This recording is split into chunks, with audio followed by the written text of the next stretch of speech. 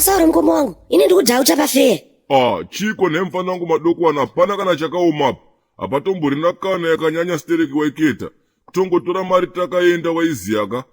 Tikaita zvekupusaka, uchaimani wedu weisata kauyu. Unotopera pasina kana chatadya waiziya. Wangu, aswazombosara chibaka kani panda kusiya fradhara paipai. Notatotanga kekusanganisa nyaya. Aswatanga kani zvako zviyazve. Iwe mfanewo, unofungidza kuti kana tisimuke pakazara mabhebhika panenge pana naroreni guyo. Nanatariro gezi. Unofungidzira kuti pautu hwedu vanosumudzani mfana wangu, vanonyatsoketani chaizvo. Ita izi mfana wangu machangisa esi nyama waiziya. Ndokupa masiriasi kana waregera kutaura mvura dzekuna mukwisi dzinonhuhwa dzori kusasa idzodzodzi. Mfana wama una kunzwa here story yekunetsa ikagogasikaka yake kukrara last year waiketa. Hanzi vari kupfuka chipoko waiziyaka. Hanzi futi nemurasta uya wakupondwa kudhaza kwako.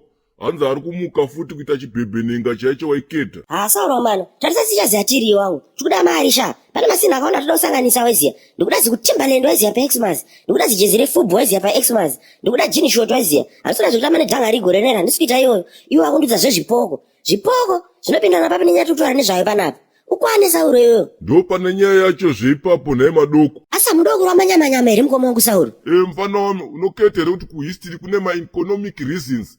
Nema-political reasons, nema-social reasons waiketaka.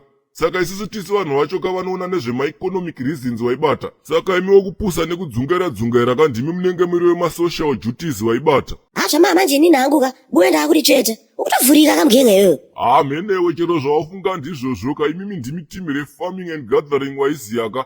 Isusu tisi timu rinoona nezvemari waiketaka. Unotoziya here kuti kuwanikwa kwechipoko kudhaza kwako. Notori chance yedu yekuti tiipfure mari waiziya madoko wanu. Ndoziya Sauro wandiyani chakushinga. Handa yuko, ndatoka kuti nenyasha inu kainini. Seka wembwa. Ona kamfana wangu madoko wanu, aune here paunoketa panowanikwa malights aya anochinja makala kaimota aya waibata. Takaipfura mfana wame tikagara titende waiziya.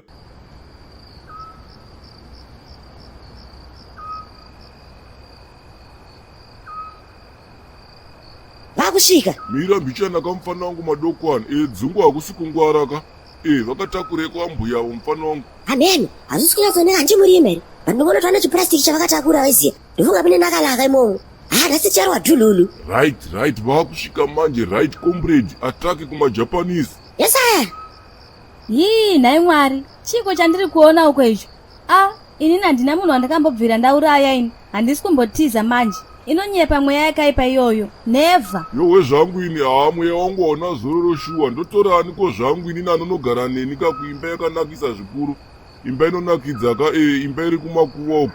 Imba iri nyararo isina hwinde. Ndotorani ko nhaye amai. Moto uye zvauri kutoya kwandiri nhaye masikana.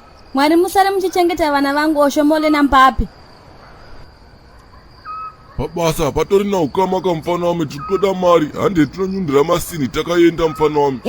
Kati pana mwadza wangu. Safi boy here. But still hapana. Ataki. Ezvebasa izvi.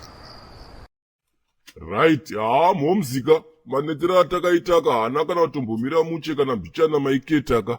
Munoziya kuti kubva marimwe zuro inini neka-assistant kangu kako. Tanga tine ma-back-to-back meetings maibataka. Saka hazvina kana kutombomira mushe takaita kuneta chaiko. Saka madoko wanu topiwe chiko mfana wangu. Pakaipa. Amai, chisirewo ka salad things waiziya. Mwesa nakalaka. Mubva maisa olioko kodzongo. Mwesa spanga news. Mwesa duje kume. Mwesa nekanhingirikini. Imi modzami, mukuteerera mimi. Iyo mfana wewe ndochi chakadaro chinenge ngozi ichochi. Indava kanoda usaiza geteyo, ye? Imamai zvenyimika. Handiti mushopu menyu mune magaka mambishi. Chingoya nawe ese kamagaka mambishi ari mushopu menyu imomo. Muba matigiriwo futi mabhekoni ese ari mushopu imomo. Muba mwaya maporona futi ese ari mushopu menyu imomo maiziyaka. Ambuya, ndokumbira kamise nekatembeya kana mchinge minako. Akatembeya kanogeza mapleti kana mchinge mazoraga. Manyamanyama kayai. Amaika, musazokanganwa kakuisa madomasi akachekwa kuti tumaringi nemaonye nacho futi akachekwa kuti tumaringi maiziyaka. Muise futi kazi kufluoride ipapo maiziya. Rakati simbe risina kunyanya ibva sterika. Tinoita American gulashi chayo maiketa. Madadido. Ataki kumajapanese. Wanguka. Ini ndanzwa nekurumwa nehumutu waibata. Zvekuti tikaita dzimwe 10 minutes tiri panapaka. Aiwa atopedzisira tajiwa shamwari. Mari tiri kuita zveduka. But mazuva hafana nemfana wangu madoko wanu handei padheni. wangu ini padhina handisi kubaya waiziya iwo zviziya kuti rudzi unodyiwa kana wadoka neamana relax.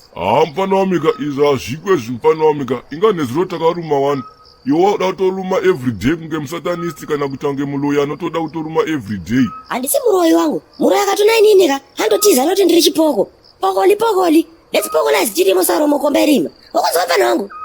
ava vanenge migration mufana wamava handiti uri kuziva here paipepa ndaikudza kuti ndiri kulaza murungu mufana wami ndaitoreva murungu iyeyi waibataka saka aiwa ava ngativasiye vabaya vamufana wami. saka imbwa handinozvinzwa futi izvozvo ukudhiye pakati nezuro chaiwo chaiwo takatamudza unge yese yese ipapapa kudheni kwangu kakunana machristmas groceries asi ukudhipa kani kuti there's nothing personal here ndezvebasa izvi ataki batidzai moto mukoma wangu ataki kumajapanese yuwi moto weiko uyo nhai mwari yuwi moto miviri yose amaika ndafa. isaya handinonhonga masimbi sauro tire mabude tokunozovhenekwa nemotikari weziya zvikadhako mukutaseko maelders ndinonge oshazo kwakatsukunya bosi mabude guys, thanks for your continued support.